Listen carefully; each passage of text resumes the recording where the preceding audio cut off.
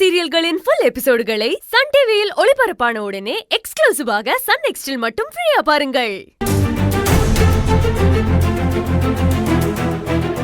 துர்கா, சீக்கிரம் வாமா, டைம் ஆகுது பாரு. வந்துட்டங்க.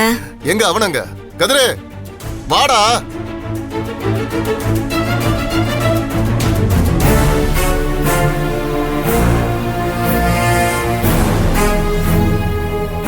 கதிர். வரேன்.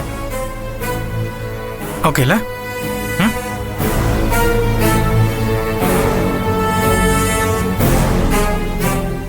ஏங்க, இவங்க எதுக்கு இங்க வந்திருக்காங்க? அவங்க எதுக்கு வந்திருந்தா நமக்கு என்ன? என்னைசு? சக்தி சாரும் துர்கா மேடமும் எதுக்கு இப்ப தாம்பள தட்டோட வராங்க? என்னைய கேட்டா எனக்கு என்ன தெரியும்? ஒருவேளை ரம்யாவை பொண்ணு கேட்டு வராங்களோ? கதிர் தான் ரம்யாவை கல்யாணம் பண்ணிக்க மாட்டேன்னு சொல்லிட்டானே. அது எப்படி உனக்கு தெரியும்? எப்படியோ தெரியும் சின்னையா. இப்ப அதுவா முக்கியம்? உங்க சித்தப்பா கிட்ட என்ன விஷயம் நீங்களே கேளுங்க. சரி கேக்குறேன். சரி வா துர்கா. ஏய் வாடா. சித்தப்பே வா. என்ன சித்தப்பே, காலையில எந்த கோயிலுக்கு கிளம்பிட்டீங்க? அழகு இல்ல, அழகு கோயிலுக்கு போல. அண்ணி கிட்டதான் ஒரு நல்ல விஷயம் பேசலான்னு வந்திருக்கோம். அப்படியா? தம்பி முதல்ல உட்காருங்க, வாங்க. சரிங்க அண்ணி. டே கதிரே, இந்த நாக்காளி எடுத்து போடுற அப்பாக்கு. அதுல உட்காரு சித்தப்பே. தம்பி, ஈஸ்வரி அத்தை மாமா கூட நல்ல விஷயம் சொல்றதுக்காக தான் வந்திருக்காங்க. நீங்களும் நல்ல விஷயம் சொல்றேன்றீங்க. என்ன விஷயம் சொல்லுங்க.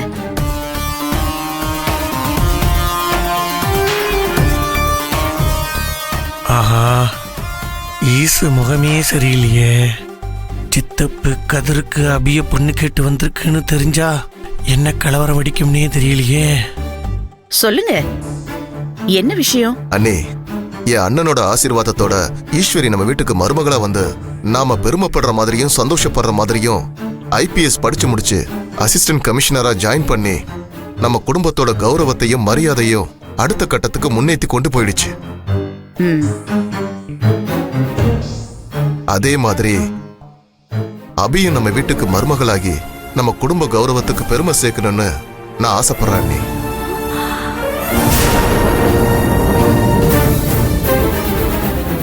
தம்பி, என்ன சொல்றீங்க? அண்ணி, அபிய நம்ம கதிருக்கு பொண்ணு கேக்குற அண்ணி.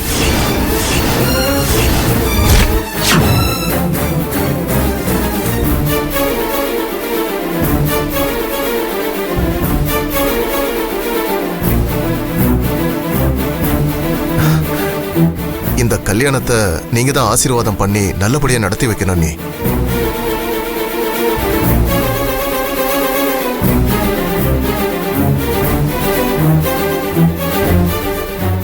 ஈஸ்வரி என்னமோ யோசிக்கிறாளே.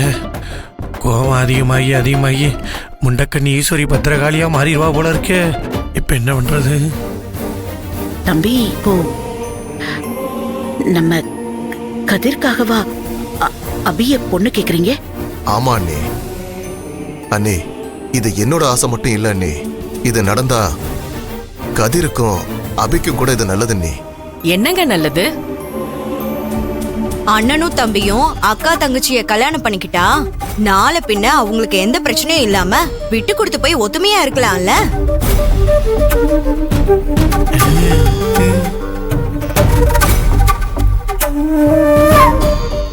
ஒத்துமையா இருக்கிறதுக்கு அண்ணன் தம்பியா தான் இருக்கணும்னு அவசியம் இல்லையே. அக்கா, நான் சொல்றது உங்களுக்கு புரியும் நினைக்கிறேன். அபி மேல ஈஸ்வரி உயிரையே வச்சிருக்கா. அபிய விட்டுட்டு ஈஸ்வரியால பிரிஞ்சிருக்கவே முடியாதுக்கா.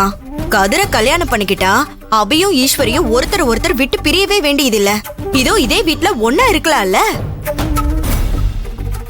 நாங்களும் அபியை ஈஸ்வரி விட்டு பிரிக்கணும்னு நினைக்கல. ஏங்க, உங்ககிட்ட இப்ப யார் அபிப்பிராயம் கேட்டா நீங்க எதுக்கு சம்மந்தம் இல்லாம ஆஜராகுறீங்க? நான் ஒன்னும் சம்பந்தம் இல்லாம ஆஜராகலைங்க, சம்பந்தத்தோட தான் ஆஜராகிட்டு இருக்க. அக்கா, இவங்க என்னக்கா சொல்றாங்க? இவங்களுக்கு என்னதான் பிரச்சனையாமா? துர்கா, அவங்களும் அவங்க பையனுக்காக அபிய பொண்ணு கேட்டு வந்திருக்காங்க.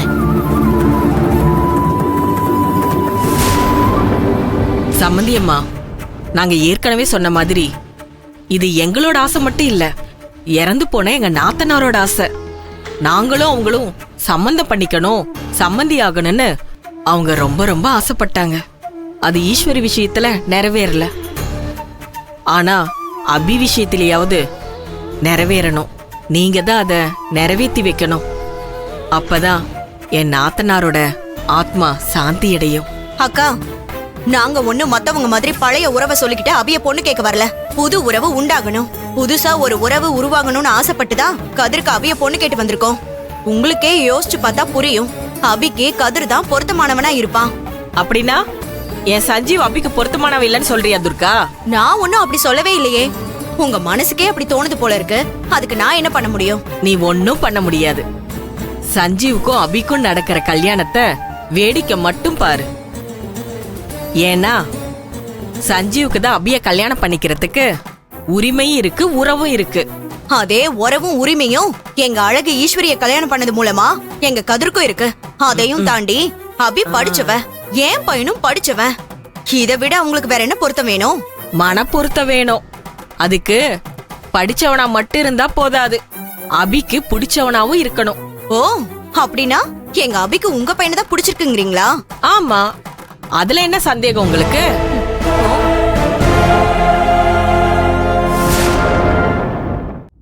வைஜெயந்தி இரு. சம்பந்தியமா இருக்கிறப்ப நீ இப்படி பதிலுக்கு பதில் பேசுறது சரியில்லை. எந்த முடிவா இருந்தாலும் அதை சம்பந்தியமாவே முடிவு பண்ணட்டும். இங்க பாருங்க அண்ணி, இவங்க ஆளாளுக்கு என்ன வேணாலும் பேசிட்டு போட்டோம். உங்களுக்கு எது சரின்னு படுதோ, எது நல்லதுன்னு தோணுதோ அதை நீங்க சொல்லுங்க அண்ணி. உங்க வார்த்தைக்கு நாங்க கட்டுப்படுறோம். இல்ல, இதுல என்னோட முடிவு முக்கியம் இல்ல. ஈஸ்வரி அபி அவங்களோட முடிவுதான் முக்கியம். பத்மா, நீ என்ன சொல்ற? நான் சொன்னது சரிதானே? வசுந்தரா, நீ சொன்னது எல்லாமே கரெக்ட் தான்.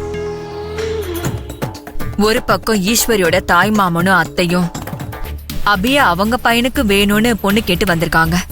இன்னொரு பக்கம் உன் கொழுந்தனாரு அவர் பையனுக்கு அபிய பொண்ணு கேட்டு வந்திருக்காரு. இப்ப நீ எந்த பக்கம் எந்த முடிவு எடுத்தாலும் அது ஒருத்தருக்கு சாதகமா முடியும், இன்னொருத்தருக்கு பாதகமா முடியும். ஒருத்தர் சந்தோஷப்படுவாங்க, ஆனா இன்னொருத்தர் கோவப்படுவாங்க.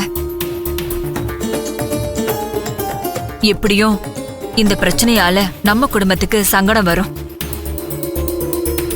அதனால இந்த பிரச்சனையை பொறுத்த வரைக்கும் ஈஸ்வரி நல்ல ஒரு முடிவை எடுப்பான்னு தான் தோணுது. அதுதான் நியாயமாவும் இருக்கும்.